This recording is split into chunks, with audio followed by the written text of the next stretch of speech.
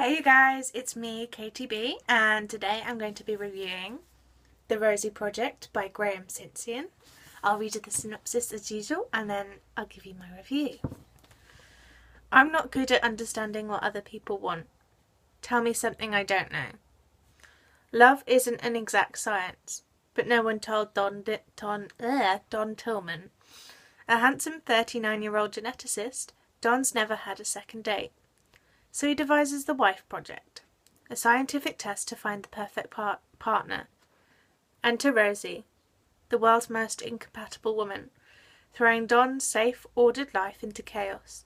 Just what is this unsettling alien emotion he's feeling?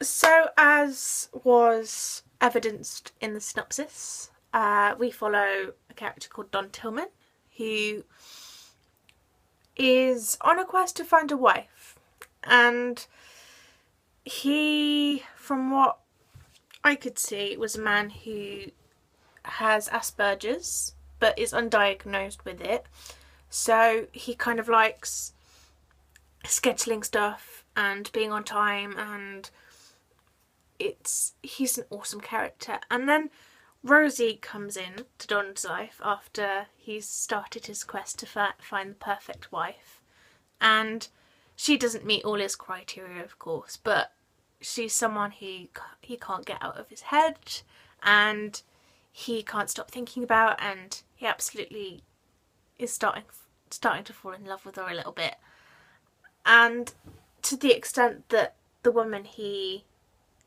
does find through the Wife Project, who he does deem as perfect from his questionnaire that he set up, isn't actually perfect for him at all, and he doesn't enjoy her company. And so Rosie is absolutely radically different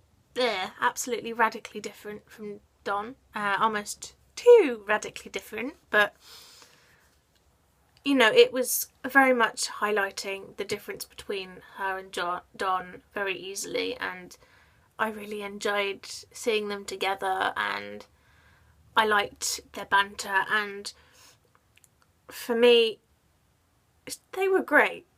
They were really great, and when they do say opposites attract, there's no more opposite than Don and Rosie. And Rosie enters Don's life because she's trying to win a bet, and then she stays there because she's trying to find her father because she doesn't know who he is, and there were a lot of men who could have been her father, and it was quite a quest. And it was a quest that took them from Australia to New York, where they both live in Australia, which was quite interesting, because the location isn't directly mentioned that much, and so I'd kind of assumed that it was Britain because of the way they spoke, but actually it's Australia, and they were going over to New York, which I've been to once and I loved it there. But yeah, enough about New York. So yeah, that was pretty much what kind of occurs in the story. Don, for me, was a unique protagonist because in a romance, from what I mean, because you know he's a man, and from my experience, he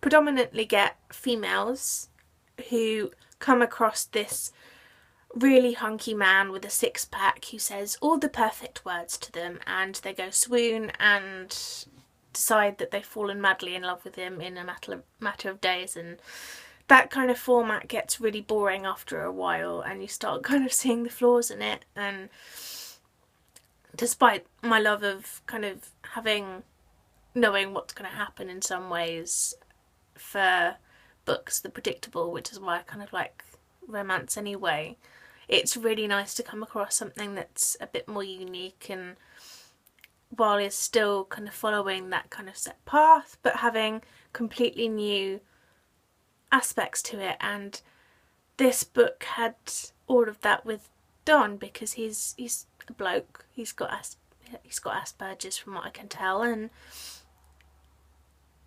he's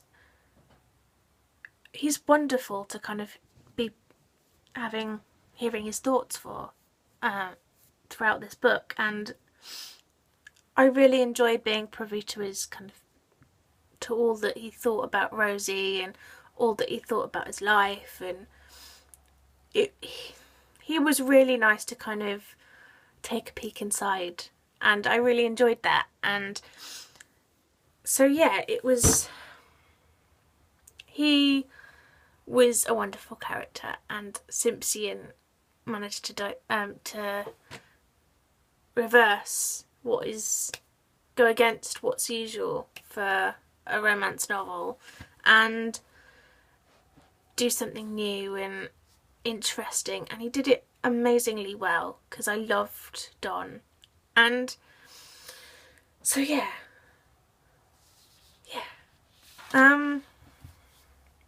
Don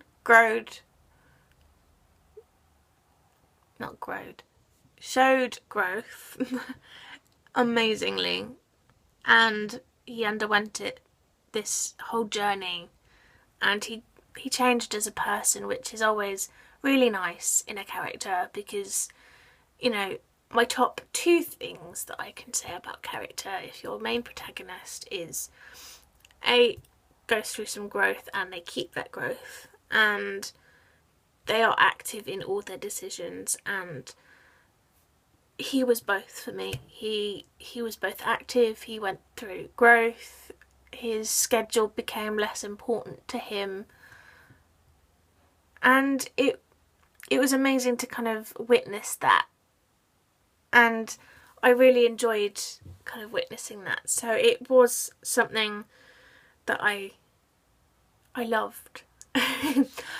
Overall, this was an amazing book. There are some more adult things in there,